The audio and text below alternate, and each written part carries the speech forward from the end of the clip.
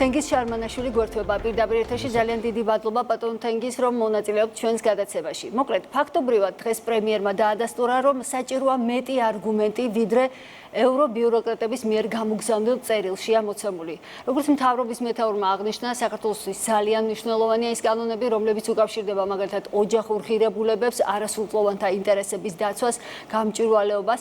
აი რატომ ხდება, როგორ ფიქრობთ, ამ თემებზე აქცენტირება ოფიციალური ბრიუსელის მხრიდან თან ერთგვარად კონკრეტული დათქმებით, რომ 31 აგვისტოს უნდა დააბრუნოს ოფიციალურმა თბილისმა პასუხი. 31 აგვისტომდე. გნებავთ. საღამოშიდობისა მივესალმები მაყურებელს. ეს არის ზუსტად საბჭოთა მიდგომა, რომელზედაც საუბრობდა დღეს პრემიერ-მინისტრი. მოსკოვიდან ადრე მოდიოდა დირექტივები.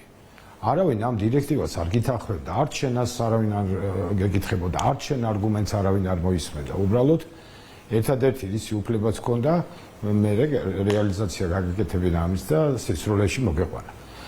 ეს არ არის ევროპული მიდგომა, ეს არ შეიძლება იყოს ევროპული მიდგომა. წინააღმდეგ შემთხვევაში ამ გაერთიანების ძირითად ღირებულებებს რაფასი აქვს, რა მიდგომებია ასეთი. როდესაც ჩვენ ვეუბნებით, რომ ყველა ამ საკითხზე ჩვენ გვაქვს ჩვენი არგუმენტები.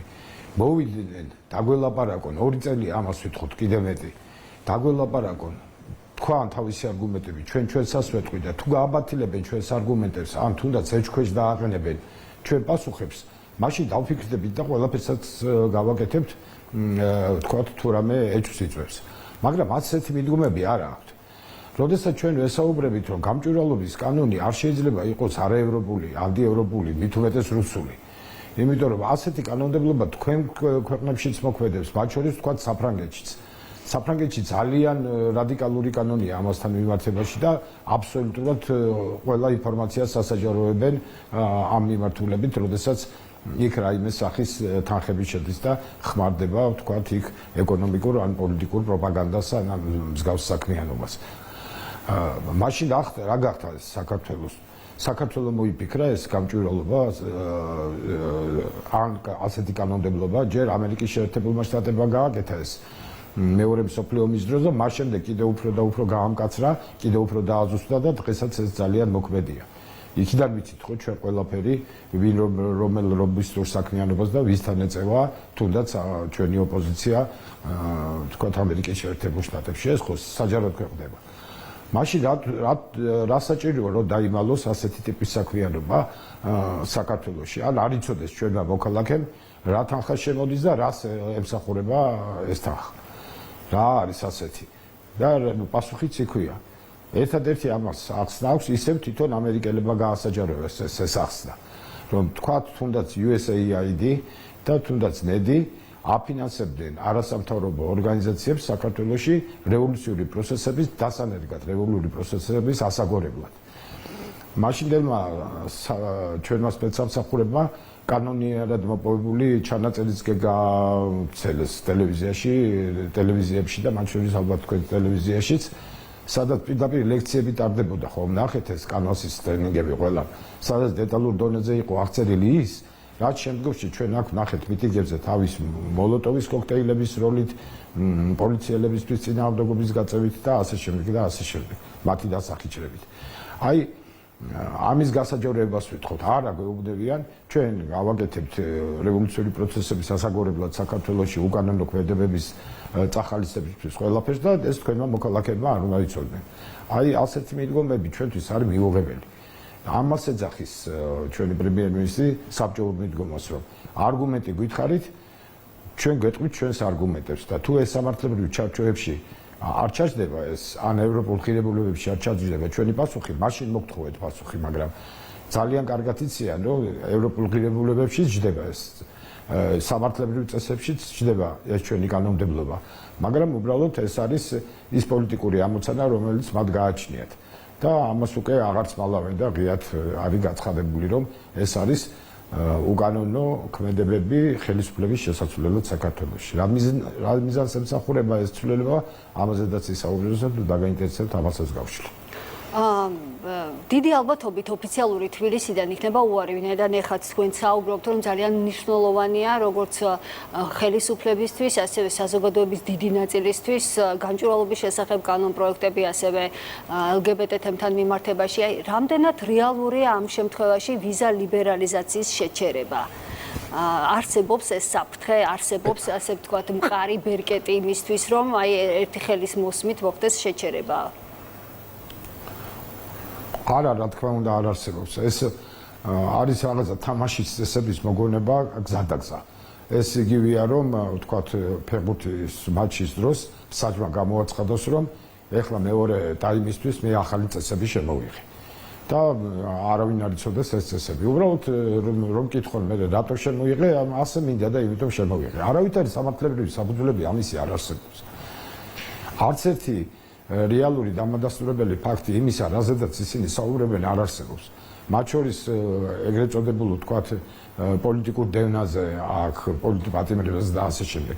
ნებისმიერი ის საქმე, რომელიც იყო საქართველოს სასამართლოების მიერ განხილული და რომელიც ვითომ და სათუოდ გახადეს ევროპელმა ბიუროკრატებმა და ევროპარლამენტის ზოგიერთმა ნაწილმა, დიდმა ნაწილმა სამწუხაროდ. ყველა წავიდა სტრასბურგის ადამიანის უფლებათა ევროპულ სასამართლოში. ყველა ამ საკითხში ეს აპელანტები, ეს მომჩივანები დამარცხდნენ. და მიუხედავად ამისა, იგივე დღის წესრიგებში მაინც ფიგურირებს ეს საკითხები. ისევ ამ გამჭვირვალობის თაობაზე ერთი რეზოლუცია მაინც გინახავთ საფრანგეთის წინააღმდეგ მიღებული, ვთქვათ, რატო გაქვთ ესეთი კანონმდებლობა? ხომ არ გინახავთ? ან ვთქვათ, ამერიკასთან ჩვენ ურთიერთობაში შევაჩერებთ იმის გამო, რომ მათთან ეს კანონმდებლობა უკვე რამდენი წელი გამოდის, 80 წლამდე და შეიძლება ცოტა მეტიც მოქმედეს ამერიკის შეერთებულ შტატებში. რა თქმა უნდა, არ გინახავთ. მაგრამ აი ეს დამოკიდებულება, რომ მე გავაკეთებ ყველაფერს იმისათვის, რომ თუ შენ არ იქნები ისეთი დამჯერი, რომ ჩემი ერთი ნათქვამის საფუძველზე გაატარო ის პოლიტიკა, წამოიწყო სამხედრო ავანტიურა რუსეთის წინააღმდეგ, რომელიც აუცილებლად კრახით დამთავრდებოდა მაშინ და ახლაც დამთავრდება, თუ წამოვიწყებთ ასეთ სამხედრო ავანტიურას. და განადგურებას მოუტანს საქართველოს როგორც ფიზიკურად ადამიანების, ასევე ვთქვათ მოსახლეობას და მის ეკონომიკას. როდესაც ისინი გვეპიძგებენ, რომ წავიდეთ ეკონომიკურ ავანტურებზე და მაშინ გვეუბნებოდნენ, რომ ესე იგი დაგვეწესებინა რაღაცა წესები, ემბარგოები, შეზღუდვები რუსეთთან ვაჭრობაში, მაშინ როდესაც თვითონ მილიარდობით დოლარის ბრუნვა ჰქონდათ, თქვათ იგივე რუსეთთან. აი ესეთ ორმაგ სტანდარტებთან, ესეთ დამოკიდებულებებთან როცა გვაქვს საქმე, რა თქმა უნდა, არავინ არ მოვა შენთან არგუმენტებზე სალაპარაკოთ და ძალიან მშრალად და ძალიან საბჭოურად გვექცევიან. თქვენი არგუმენტები არ გვაინტერესებს, ჩვენ გეტყვით ჩვენს დირექტივებს, მოგეწონებათ 31 აგვისტომდე გააკეთებთ ამას, გააკეთებთ, არ გააკეთებთ, არ გააკეთებთ. მე სხვანაირად ვილაპარაკოთ. აი შანტაჟის წინდი ლაპარაკებია. კი ბატონო. თან თხოვენ ისეთ საკითხებს, რომელსაც იციან დანამდვილებით, რომ საქართველოს ხელისუფლება ვერ დათმობს და არ დათმობს. იმიტომ კი არა, რომ აკვიატებული გვაქვს კაცი. იმიტომ რომ ეს ჩვენი ეროვნული ინტერესებისთვის დამღუბველად იმოქმედებს ამ სახის დათმობებს, ამ სახის დათმობებზე წასვლა. სავარაუდოდ, აი თქვენ სახსენეთ წეღან და ამ კუთხით გავშლი აი ეკონომიკური ავანტურა, სამხედრო ავანტურაო. ზოგადად მსგავსი სახით შანტაჟით ენის საუბარი, როგორც თქვენი კოლეგების ამბობენ, ეს კეთდება სავარაუდოდ იმისთვის, რომ ოპოზიციას ევრობიუროკრატებმა რაიმე სახით მაშველი რგოლი გადაუგდონ. აი რამდენად შეძლებს ეს ყველაფერი იმოქმედოს, მაგალითად, ამ ყველაფერმა იმოქმედოს ოპოზიციის რეიტინგზე. აი მოცემულობაა, რომ გახარია გაქცეულია, როგორც დღეს პრემიერმა თქვა ბრიუსელში. მხოლოდ ლელო არის ამ ეტაპზე დარჩენილი, რომელიც არჩევნებში მონაწილეობას თანხდება. როგორ ფიქრობთ, რა პოლიტიკურ სურათს მივიღებთ ოქტომბერში? ოქტომბერში მივიღებთ პოლიტიკურად აბსოლუტურად დაკნინებულ და განადგურებულ ოპოზიციას. და ეს გააკეთეს მათმა პატრონებმა თავისივე ხელით. მათ დაუშვეს უზარმაზარი შეცდომები, ჯერ თვითონ ის, რომ საქართველოს ასეთი ულტიმატუმებისანი ელაპარაკებოდნენ, მერე ის, რომ მიზნად დაისახეს საქართველოში ხელისუფლების ცვლა ქართველი ხალხის ნების გარეშე. აი ამაშია საქმე. ისინი ამბობენ, რომ არ გვაინტერესებს ქართველი ხალხი ვის ირჩევს. მთავარია ვის ვირჩევ ჩვენ. ეს უკვე გააკეთეს რუმინეთში და ეს ყველამ დაინახა მთელმა მსოფლიომ და JD Vance-მა, ვიცე-პრეზიდენტმა პირდაპირ ბრალი დასდო მანიპულაციებში, თქვათ ევროკავშირს რაც ჩაიდინა ეს რუმინეთში. ეს ჩვენ ხო არ გვითხოვს.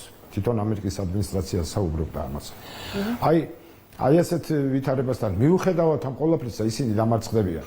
აბა როგორ წარმოგიდგენიათ, თან გვესაუბრებიან რომ დიალოგი ვაწარმოოთ, თქვათ ამ რადიკალურ ოპოზიციასთან და თან იმათ არ მოუწოდეს თავის დროზე კი არა პირიქით დაავალეს რომ პარლამენტში არ შემოსულიყვნენ. 150 კაციან პარლამენტში 61 ოპოზიციონერის ყოფნა რა ძალა იქნებოდა ხომ წარმოგიდგენიათ. ამაზე მეტი უფრო კარგი სადიალოგო ადგილი, დისკუსიის ადგილი, პოლიტიკური იდეების გაცვლის ადგილი, თუნდაც დაპირისპირების ადგილი, კაცობრიობა ჯერ არ მოუგონია. ბატონ თეგო, როგორ ფიქრობთ, რა საგვარებს მაგალითად გახარია ბრიუსელში საქმეს ვაგვარებო, აქ ვჭირდებიო საზოგადოებას, ესე თქვა და აქვე ჩაგეკითხებით რა. სტრასბურგის გადაწყვეტილების აღსრულება მიმდინარეობს დღეს, მაგალითად ჟურნალისტები გამოიკითხნენ ადგილზე 20 ივნისის საქმესთან მიმართებაში ვგულისხმობ. თქვენ ბრძანდებით საგამოძიებო კომისიის წევრი, აი შესაძლებელია ყოფილ პრემიერს ბრალი წარედგინოს ან რაიმე სახით დამატებით ამ თემასთან მიმართებაში როგორ ფიქრობთ? მოდი აი რა მოთხოვნა არის სასამართლოსი? იქ გამოძიება ჩატარდა თქვენც კარგად იცით მაშინ. უბრალოდ სტრასბურგის სასამართლომ მიუთითა რომ ყველა გარემოება თქვენ დეტალურად დადგენილი არ გაქვთ და ეს გამოძიება მიიყვანეთ ბოლომდე. და ახლა ხდება ამის აღსრულება და ეს ყველა დეტალი და ყველა გარემოება, რაშიც კითხვები გაუჩნდა, თქვა სტრასბურგის სასამართლოს უნდა იყოს ბოლომდე მიყვანილი.